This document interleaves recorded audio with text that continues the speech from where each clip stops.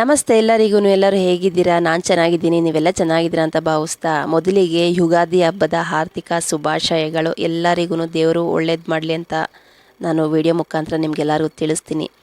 ಬೇವು ಬೆಲ್ಲ ತಿಂದು ಒಳ್ಳೆ ಮಾತಾಡೋಣ. ವರ್ಷದ ಮೊದಲನೇ ಹಬ್ಬ ಯುಗಾದಿ ಹಬ್ಬ. ನಾನು ಹೇಗೆ ನಮ್ಮ ಮನೇಲಿ ಒಬ್ಬಟ್ಟು ಮಾಡಿದೆ ಅಂತ ಡೀಟೇಲಾಗಿ ವಿಡಿಯೋದಲ್ಲಿ ಶೇರ್ ಮಾಡ್ತೀನಿ. ತುಂಬಾ ಚೆನ್ನಾಗಿರುತ್ತೆ, ಸಾಫ್ಟಾಗಿರುತ್ತೆ.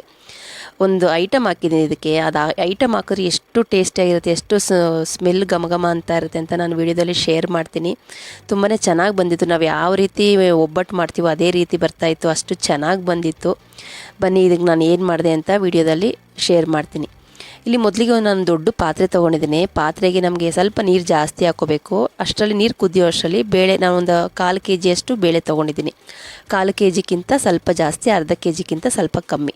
ನೀರು ಸ್ವಲ್ಪ ಜಾಸ್ತಿ ಹಾಕ್ಕೊಳ್ಳಿ, ಯಾಕಂದರೆ ನಾವು ಒಬ್ಬಟ್ಟು ಸಾರು ಮಾಡೋದ್ರಿಂದ ನಮಗೆ ಬೇಳೆ ಕಟ್ಟಬೇಕಾಗುತ್ತೆ. ಹಾಗಾಗಿ ನೀರನ್ನ ಸ್ವಲ್ಪ ಜಾಸ್ತಿ ಇಟ್ಟಿದ್ದೀನಿ. ಪಾತ್ರೆ ಕೂಡ ಅಷ್ಟೇ ದೊಡ್ಡದಾಗಿ ಇಟ್ಟಿದ್ದೀನಿ. ಇನ್ನು ಯಾರೆಲ್ಲ ನಿಸರ್ಗ ಕುಕಿಂಗ್ ಚಾನಲ್ನ ಸಬ್ಸ್ಕ್ರೈಬ್ ಮಾಡ್ಕೊಂಡೆ ನೋಡ್ತಾ ಇದ್ದೀರೋ ದಯವಿಟ್ಟು ಸಬ್ಸ್ಕ್ರೈಬ್ ಮಾಡ್ಕೊಂಡು ನೋಡಿ. ಇಷ್ಟವಾದ ಲೈಕ್ ಮಾಡಿ, ನಿಮ್ಮ ಫ್ಯಾಮಿಲಿ ಫ್ರೆಂಡ್ಸ್ಗೂ ಶೇರ್ ಮಾಡಿ. ನಾನು ವಿಡಿಯೋನ ಎಲ್ಲೂ ಸ್ಕಿಪ್ ಮಾಡ್ದಂಗೆ ನೋಡಿ. ಆ ಕಡೆ ಬೇಳೆ ಬೇಯ್ತಾ ಇದೆ, ಈ ಕಡೆ ನಾನು ಕನಕಕ್ಕೆ ಹೂರ್ಣ ಕನಕಕ್ಕೆ ಹಿಟ್ಟನ್ನ ಕಲಿಸ್ಕೊತಾ ಇದ್ದೀನಿ. ಮೈದಾ ಹಿಟ್ಟನ್ನ ನಾನು ಫಸ್ಟೇ ಜಲ್ಡಿ ಮಾಡಿ ಡಬ್ಬಕ್ಕೆ ತುಂಬಿಕೊಂಡಿದ್ದೆ. ಒಂದು ಅರ್ಧ ಸ್ಪೂನಷ್ಟು ಅರಿಶಿನ ಪುಡಿ ಹಾಕಿದ್ದೀವಿ. 1 ಚಿಟಿಕೆಯಷ್ಟು ಉಪ್ಪು ಹಾಕಬೇಕು. ಉಪ್ಪು ಹಾಕೋದ್ರಿಂದ ಸಿಹಿ ಪದಾರ್ಥಗಳಿಗೆ ಸ್ವಲ್ಪ ಟೇಸ್ಟ್ ಜಾಸ್ತಿ ಕೊಡುತ್ತೆ. ಹಾಗಾಗಿ 1 ಚಿಟಿಕೆಯಷ್ಟು ಉಪ್ಪು ಹಾಕಿ ಚೆನ್ನಾಗಿ ನಾದ್ಕೊತಾ ಇದ್ದೀನಿ. ಫಸ್ಟು ನಾವು ಸ್ವಲ್ಪ ನೀರು ಹಾಕ್ಕೊಂಡು ಚೆನ್ನಾಗಿ ಮಿಕ್ಸ್ ಮಾಡಬೇಕಾಗುತ್ತೆ. ನೀರನ್ನ ನೋಡಿ ಹಾಕೋಬೇಕಾಗುತ್ತೆ. ತುಂಬ ನೀರಾದರೆ ಮತ್ತು ಹಿಟ್ಟು ಚೆನ್ನಾಗಿ ಬರೋದಿಲ್ಲ. ಎಣ್ಣೆ ಸ್ವಲ್ಪ ಜಾಸ್ತಿ ಹಾಕ್ಕೊಂಡು ಇದನ್ನು, ಇಲ್ಲ ಅಂತಂದ್ರೆ 1 ಅವರ್ ಇಲ್ಲ 2 ಅವರ್ ಚೆನ್ನಾಗಿ ಇದು ನೆನೆಯಬೇಕು. ನಮಗಿದು ಎಷ್ಟು ಚೆನ್ನಾಗಿ ನೆನೆಯುತ್ತೋ ಅಷ್ಟು ಚೆನ್ನಾಗಿ ಒಬ್ಬಟ್ಟು ಬರುತ್ತೆ. ನೋಡಿ, ನಾನು ಈ ಥರ ಎಲ್ಲ ನೀಟಾಗಿ ಮಿಕ್ಸ್ ಮಾಡಿಕೊಂಡು ಒಂದು ಕವರ್ನ ಮುಚ್ಚಿ ಇಡ್ತಾ ಇದ್ದೀನಿ, ಮೇಲೆ ಒಣಗಬಾರ್ದು ಅಂತ ಅಷ್ಟೇ.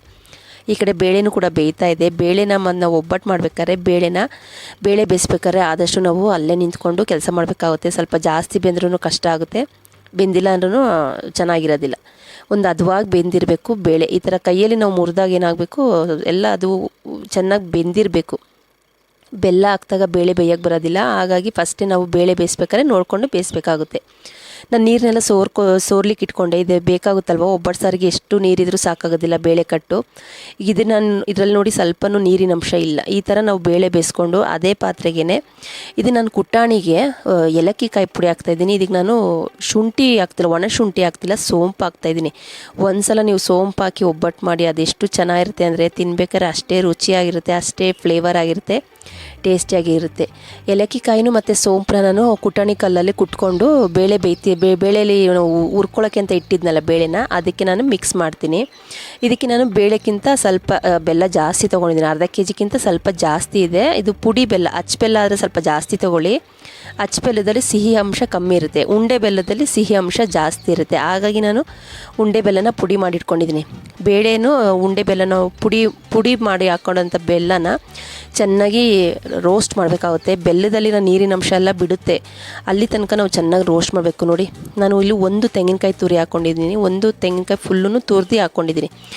ಇದಕ್ಕೆ ನಾನು ಪೌಡ್ರ್ ಮಾಡಿ ಇಟ್ಕೊಂಡಿದ್ದಲ್ಲ ಏಲಕ್ಕಿ ಕಾಯಿ, ಸೋಂಪು ಕಾಳು, ಅದನ್ನೆಲ್ಲ ಹಾಕ್ಬಿಟ್ಟು ಚೆನ್ನಾಗಿ ಹುರ್ಕೋತೀನಿ. ಸ್ವಲ್ಪನೂ ನೀರಿನ ಅಂಶ ಇರಲ್ಲ, ಅಲ್ಲಿ ತನಕ ಚೆನ್ನಾಗಿ ಹುರಿಬೇಕಾಗುತ್ತೆ. ನಾವೆಷ್ಟು ಚೆನ್ನಾಗಿ ಹುರಿತೀವೋ ಅಷ್ಟು ಚೆನ್ನಾಗಿ ಒಬ್ಬಟ್ಟು ಬರುತ್ತೆ. ಇವತ್ತು ನಾನು ಏನು ಸ್ಪೆಷಲ್ ಗೊತ್ತಾ, ನಾನಿವತ್ತು ಒಳಕಲ್ಲಲ್ಲಿ ರುಬ್ಬಿ ಮಾಡ್ತಾಯಿದ್ದೀನಿ. ಮಿಕ್ಸಿಲಿ ನಾನು ರುಬ್ತಾ ಇಲ್ಲ, ಒಳಕಲ್ಲಲ್ಲಿ ರುಬ್ಬಿ ಮಾಡ್ತಾ ಇರೋದ್ರಿಂದ ಒಬ್ಬಟ್ಟಿಗೆ ಡಬ್ಬಲ್ ರುಚಿ ಅಂತಲೇ ಹೇಳ್ಬೋದು. ಸ್ವಲ್ಪ ಟೈಮ್ ಹಿಡಿತೆ, ಆದರೂ ತಿನ್ನಬೇಕು ಅಂತ ಅಂದಾಗ ಸ್ವಲ್ಪ ಕಷ್ಟಪಟ್ಟರೆ ಅಲ್ವಾ ಚೆನ್ನಾಗಿ ತಿನ್ನೋಕ್ಕಾಗೋದು. ಹಾಗಾಗಿ ನಾನು ಒಳಕಲ್ಲಲ್ಲೇ ಇವತ್ತು ರುಬ್ಬಿ ನಾನು ಒಬ್ಬಟ್ಟು ಮಾಡ್ತಾಯಿದ್ದೆ. ತುಂಬಾ ಟೇಸ್ಟಿಯಾಗಿತ್ತು. ಸೋಂಪು ಕಾಳು ಬೇರೆ ಹಾಕಿರ್ತೀವಲ್ವ, ಘಮ ಅಂತ ಇರುತ್ತೆ, ತಿನ್ಬೇಕಾದ್ರೆ ಅಷ್ಟೇ ರುಚಿಯಾಗಿರುತ್ತೆ. ನೀವು ಒಂದು ಸಲ ಟ್ರೈ ಮಾಡಿ ನೋಡಿ. ಇಷ್ಟು ಹೂರ್ಣ ನಾನು ಮಾಡಿಕೊಂಡೆ. ಅರ್ಧ kg ಬೇಳೆಕ್ಕಿಂತ ಕಮ್ಮಿ ಹಾಕ್ಕೊಂಡಿದ್ದೆ, 1/4 kgಕ್ಕಿಂತ ಸ್ವಲ್ಪ ಜಾಸ್ತಿನೇ ಹಾಕ್ಕೊಂಡಿದ್ದೆ. ನನಗಿಷ್ಟು ಆಯಿತು ನೋಡಿ. ಅತ್ಲಾಗಿ ಹೂರ್ಣನೂ ರೆಡಿ ಆಯಿತು. ಈ ಕಡೆ ಇದಕ್ಕೆ ನಾವು ಕನಕ ಅಂತೀವಲ್ವ, ಕನಕನೂ ನೋಡಿ ಎಷ್ಟು ಚೆನ್ನಾಗಿ ನೆಂದಿದೆ. ಅದಕ್ಕೆ ಹೇಳೋದು, ಇದು ಕನಕ ಕಲಿಸ್ಬಿಟ್ಟು ಒಂದು 2 ರಿಂದ 3 ಅವರ್ ನೆನೆಸ್ಬೇಕು. ಇನ್ನೊಂದು ಏನು ಅಂತಂದರೆ ಮೈದಾ ಹಿಟ್ಟನ್ನು ನೋಡಿ ತೊಗೋಬೇಕಾಗುತ್ತೆ. ಒಂದೊಂದು ಮೈದಾ ಹಿಟ್ಟು ಚೆನ್ನಾಗಿ ಬರೋದಿಲ್ಲ, ಒಂದೊಂದು ಮೈದಾ ಹಿಟ್ಟು ತುಂಬಾ ಚೆನ್ನಾಗಿ ಬರುತ್ತೆ.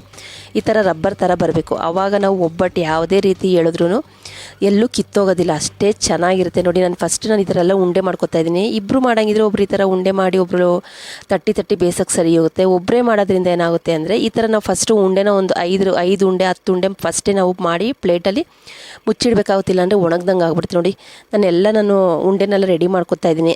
ತುಂಬ ಕೆಲಸ ಜಾಸ್ತಿ ಇರ್ತಲ್ಲ ಹಬ್ಬ ಅಂತ ಅಂದಾಗ, ಯಾವ ಕೆಲಸ ಮಾಡೋದು ಯಾವ ಕೆಲಸ ಬಿಡೋದು. ಮೊದಲು ಒಬ್ಬಟ್ಟು ಮಾಡ್ಕೊಬಿಟ್ರೆ ಬಾಕಿ ಎಲ್ಲ ಕೆಲಸ ಈಸಿ ಆಗುತ್ತೆ ಅಂತೇಳಿ ಫಸ್ಟ್ ನಾನು ಒಬ್ಬಟ್ಟನ್ನ ಮಾಡ್ಕೊತಾ ಇದ್ದೀನಿ. ಈ ಥರ ಎಲ್ಲ ಫಸ್ಟೇ ಉಂಡೆ ಮಾಡಿ ಇಟ್ಕೊಬಿಡ್ಬೇಕು. ಆವಾಗ ನಾವು ಬೇಗ ಬೇಗ ತಟ್ಟಿ 2 ಹಂಚು ಇಟ್ಕೊಂಡು ಬೇಗ ತಟ್ಟಿ ಒಬ್ಬಟ್ಟನ್ನ ಮಾಡ್ಬೋದು. ಅಷ್ಟೇ ಈಸಿ ಆಗುತ್ತೆ, ಅಷ್ಟೇ ಸುಲಭ ಆಗಿರುತ್ತೆ. ನೋಡಿ ನಾನು ಇವಾಗ ಉಂಡೆ ಎಲ್ಲ ರೆಡಿ ಮಾಡಿ ಇಟ್ಕೊಂಡಿದ್ದೀನಿ. ಇವಾಗ ಕವರಲ್ಲಿ ನಾನು ಈ ಥರ ಪ್ಲಾಸ್ಟಿಕ್ ಕವರಲ್ಲೇ ಯಾವಾಗಲೂ ತಟ್ಟೋದು.